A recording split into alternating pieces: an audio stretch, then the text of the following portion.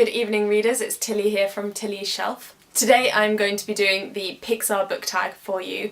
Nobody's tagged me in this because nobody could tag me. I've not actually posted a video yet, I'm just kind of stockpiling videos so that I've got like a consistent point to start from. I haven't scripted this video. I like to script things, but today I've just done a night shift and I'm in the mood to wing it, and we're going to see how winging it works out, and also whether I crash after the night shift. If you see me like gradually tilting out the side of the screen, blame it on not having had any sheep. I've not had any sheep!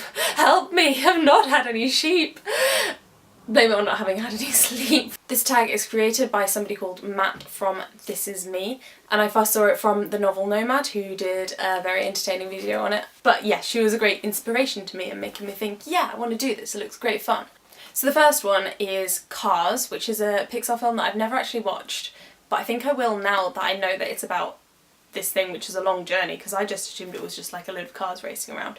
So the question is, a book that features a long journey. So books have been featuring long journeys since the beginning of when humans started telling stories to each other, and one of the most famous and long-lasting of these is the Odyssey. But this is a book that I haven't actually read yet, and I really want to. And this book is on my to-be-read mountain, but I'm thinking of bringing it nearer to the top because it's quite long and dense and I need a long, dense book. I've just been reading a lot of quick reads lately. But that doesn't answer the question because it's not a book that I've read. So the book that I've read, I had a lot of choices for this because recently I've read some more kind of into the fantasy genre type things, and a lot of the books that I'm going to mention later on, you could say, well, they've got a long journey in them. I have got The Trees from Ali Shaw. It's from 2016, which makes it a very new book for me. It was a Christmas present to my mum, and I just took one look at the cover and it's this beautiful, incredible fox face, and I was like, yeah, I'm going to borrow that now. So I kind of read it before my mum, but she didn't mind. And it was really riveting and a very interesting world in which overnight the whole countryside and the whole cities as well are just completely swamped in these trees that just burst out of nowhere. I found it very immersive until the last couple of chapters, which didn't work so well for me. They did conclude the book, but they lacked a bit of the impact that I'd been expecting. They just didn't quite invoke the emotion in me that I'd been hoping for. But I still would probably recommend this book for people who like kind of dystopias about normal people. The main character, Adrian, he's a very normal person, and this situation arises and he's trying to think what solution is there, and he's like, oh, my wife will know. I depend a lot on my wife will know the answer to this. So he sets out on an enormous journey which takes him through the wreckages of cities and through all of these roads that have been completely erased, and across the sea, and just massive adventure, all with this idea that he's going to find his wife and his wife's going to know what to do about this situation. And he brings this group of people along with him who are people that he meets along the way who become main characters in their own right. So this book has a lot of like human interactions in this weird setting, and then also it has like the magic of the trees and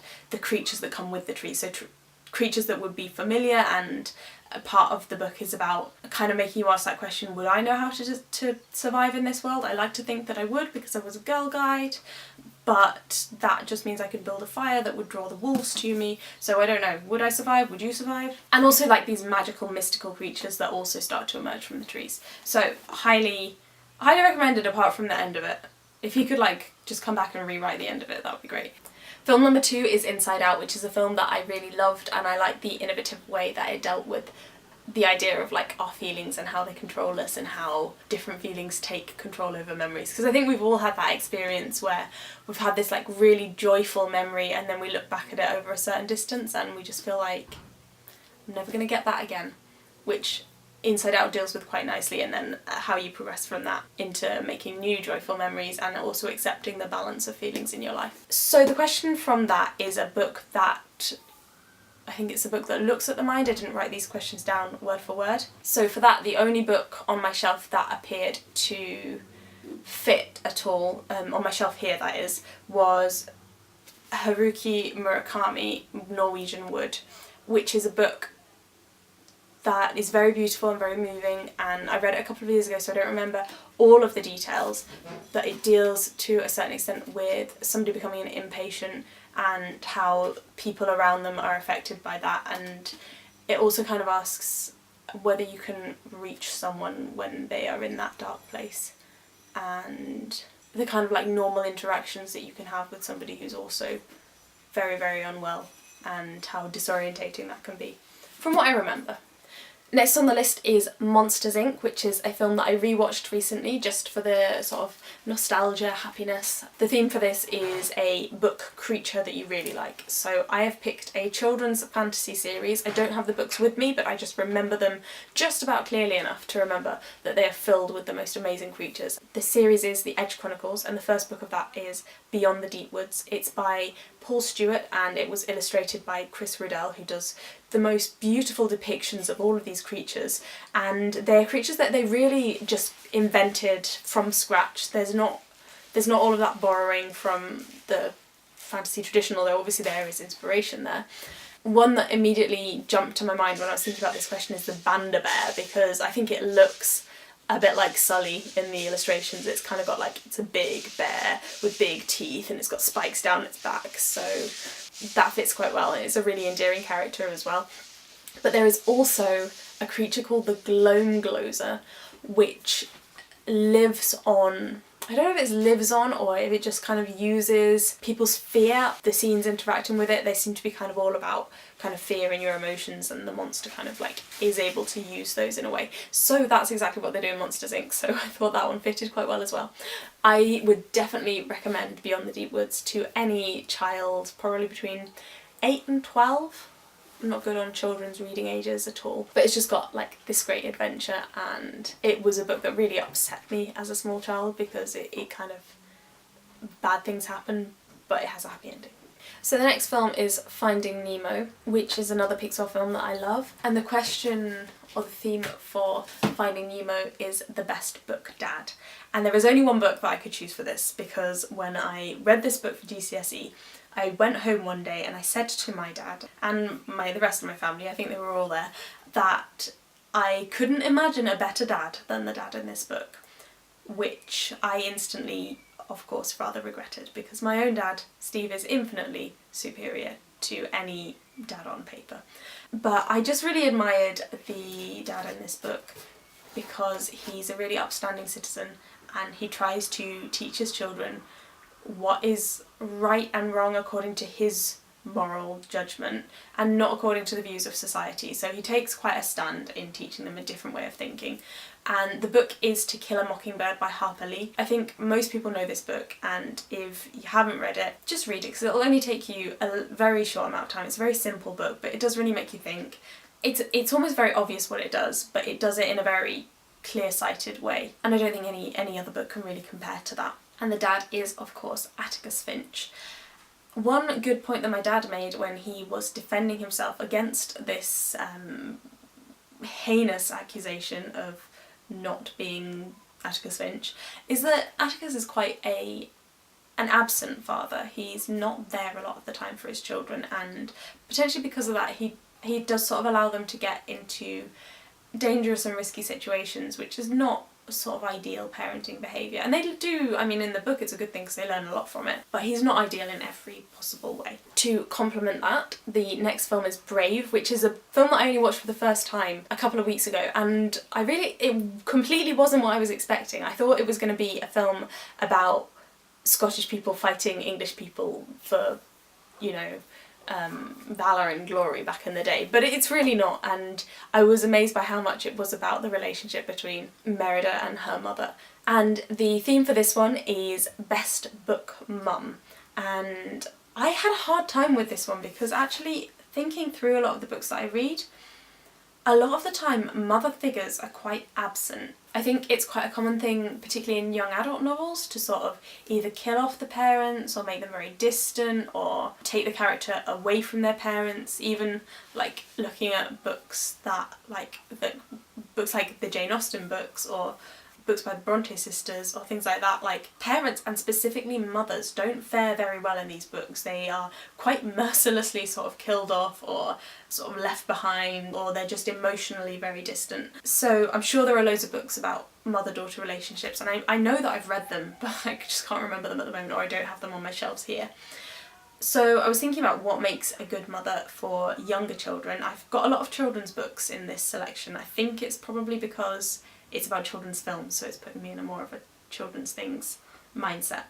And I thought of the mother in Swallows and Amazons by Arthur Ransome, and in the whole series of these Swallows and Amazons books.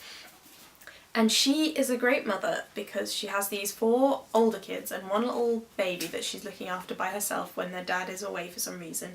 And she takes them all to the Lake District and she just lets them do whatever they like.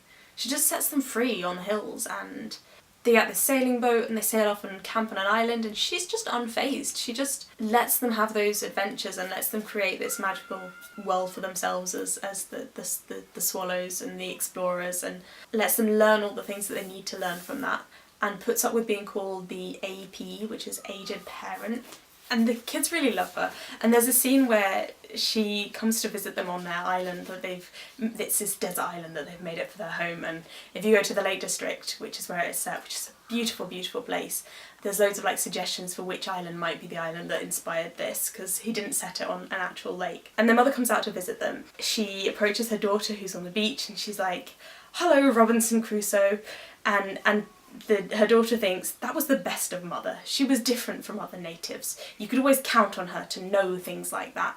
Which is about how she interacts with her children and understands their need for adventure and understands what it is that they are trying to do and to experience, and she supports them in that. By natives, they're playing this game that they're on this deserted island surrounded by hostile natives. It's very 1930s. I love this book, and it's a great children's book. Even though it is very traditional English, it's also about exploring and getting to know your world. The next film is Toy Story, which is a film I've not watched in years, and the question related to it is a book from your childhood that you think everybody should read. And I've already talked about Beyond the Deep Woods, and I've already talked about Swallows and Amazons, but one that I've already mentioned in, I think, the Booktube newbie tag as a book from my childhood is The Ordinary Princess by MMK, which is okay, it's more of a kind of girly book because it's about princesses, but I think any child could like a book about princesses if you let them. And it's like Sleeping Beauty, where she's just been born and she's getting all of these blessings and gifts from all of her fairy godmothers, and somebody turns up who was not invited, and this fairy witch figure gives her the gift of being ordinary. And immediately she loses her beautiful princess hair and her beautiful princess manners, and she just becomes this like snub-nosed little mousy-haired girl. And everyone's really disappointed because they're like, oh, she didn't turn out the way she was supposed to, and she grows up and they're just trying to find a way that they can marry her off without people realising that she's not a proper princess. And when they decide that they're going to get a dragon and make people slay the dragon and then they'll have to marry her, she hears about this and she decides it's time to take matters into her own hands, and she runs away into the woods. And she goes, and she doesn't just run away into the woods, which I think would be a fairly standard response. She actually runs away through the woods, survives in the woods, and goes and gets a job.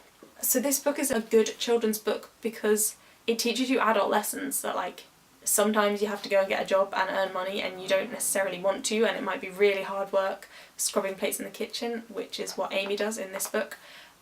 But you have to do it, and you meet new people from it, you make new friends from it, and actually it is a positive thing in your life, even though it might not be what you would want to do all the time. And it's also sweet and it's got a happy ending and it's like a little fairy tale. The next one is The Incredibles, which is a film that I also haven't watched, and the question is, if you had a superpower, what would it be? This question isn't specifically linked to a superpower from a book, but I'm going to link it. I am going to link it to The Final Empire, or the Mistborn series by Brandon Sanderson. And in these books, some of the characters have a pretty insane collection of superpowers. So I am cheating, because if I was a Mistborn, I would have like 5 different kinds of power at once. And I would love to have the Mistborn powers, because the variety of things that they can do essentially means that they can fly, they can fight really well, not that I ever need to fight, but maybe if I was a superhero I would do. They can interact with other people's emotions, and they can also enhance their own sort of physical strength and endurance, and all they need for that is like some specific metals, and they have to have like these prepared. But I think that's a relatively minor thing to need to sort of support your superpower. They're kind of nearly undefeatable really, and I really like the images of them kind of like leaping through the air with billowing cloaks, and I would just love to do that. But also some of the skills would just be useful in day-to-day life, like having the strength to endure. I think I started this by saying that I've just done night shifts. If I could burn pewter and last through my night shifts better, that would be so helpful. If I couldn't be a Mistborn, if it was too much, if I wasn't allowed that, then another skill that would be useful in my job, but also I think it's useful in life, which is having sort of healing hands like Aragorn in The Lord of the Rings, particularly when he's coming more into his role as king and he uses king's foil, and because he's the king, he has this kind of like inherent healing power, and he can fix things like even quite dark injuries that people have, and I would love to be able to do that, to just soothe things away. That would be really helpful. The next film is Ratatouille, which is a film that I loved when it first came out. I remember seeing it in the cinema and just being completely delighted by it. And the question for that is, which is the fictional food that you would most like to try? And I was thinking about things like ambrosia and like nectar of the gods type things, and that led me to something that is pretty much the nectar of the gods for the world that it is in, which is lembas bread it starts in the Fellowship of the Ring, and then they carry it with them. It's their main source of sustenance through the whole of the Two Towers and the Return of the King as well. And it's described as very thin cakes made of a meal that was baked a light brown on the outside and the inside was the colour of cream. And like Gimli eats it with relish. He thinks it's something that's not very nice, but he just is delighted by it. And the elves are like, no, stop eating, you've eaten way too much already. One of those cakes can last you for a full long day's march. And they say that the cakes keep sweet for many, many days, and you have to keep them well wrapped up, but they will keep you on your feet for a day of long labour. And Gimli says they are better than the honey cakes of the Bjornings. I love a lot of things about that. I like cakey, biscuity, bready, baked goods basically. I love baked things. So I think I'd like it just for that. I like tasting new, rich, tasty baked goods.